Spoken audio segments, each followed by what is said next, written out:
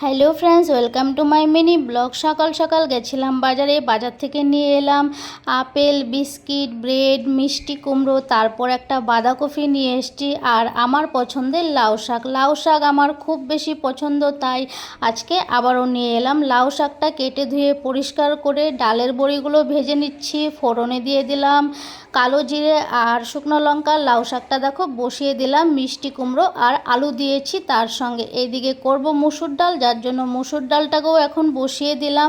লাউ শাকটা কিন্তু হয়েই এসছে, তার মধ্যে দিয়ে দিলাম সবার লাস্টে চিনি।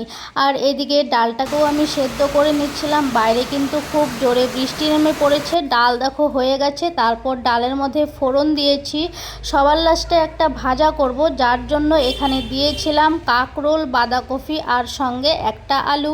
দুপুরের রান্নাবান্না কমপ্লিট হয়ে গেল। তোমাদের কেমন লাগলো মিনি ব্লগটি? চ্যানেলটিকে সাবস্ক্রাইব করে পাশে থেকো।